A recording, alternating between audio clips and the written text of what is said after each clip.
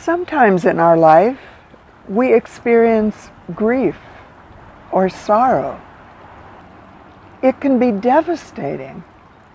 We don't understand it. We can't even imagine sometimes why some things happen. And yet, if we look through the lens of the soul that experiences this field of love, we begin to see in ways that are different from the ways we look at it with our rational, logical mind.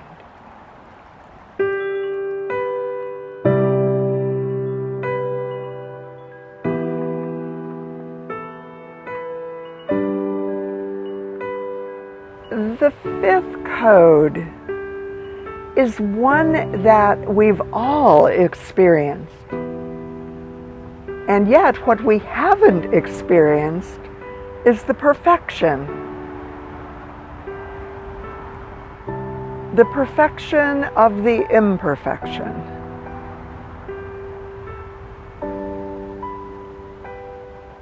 In the ancient creation story, it talks about this fifth stage with some interesting language. There's two aspects of this perfection with the imperfection. The ancient scripture, the ancient teaching, describes one of those aspects as the birds of the sky. In this mystical garden, this garden that I sometimes think of as the garden amidst the flames, the birds of the sky come to land on the shoulders of Saint Francis of Assisi. The stages of Saint Francis's life are very different. They go from his life as the son of a wealthy merchant to becoming the Saint Francis that builds and rebuilds the small village church and attracts in that process a band of followers. And it transcends and includes that to where he has a vision, and that vision includes changing the church, which at that point would change the world. The birds of the sky land on St. Francis's shoulders, and what I will assure you is that the St. Francis part of you knows that same energy that will attract these divine levels of support that are so significant in you fulfilling destiny. Right now, it's perhaps becoming less clear whether it's your individual soul's destiny, your personal destiny, or even a destiny that's beyond that.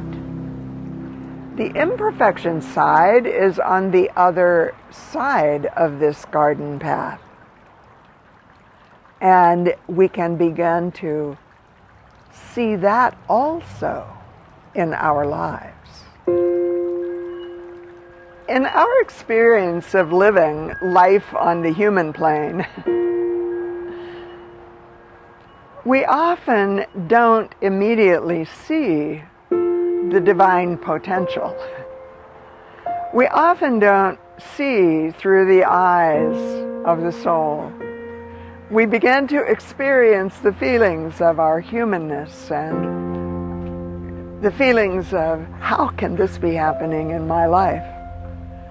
And we come to that in between time.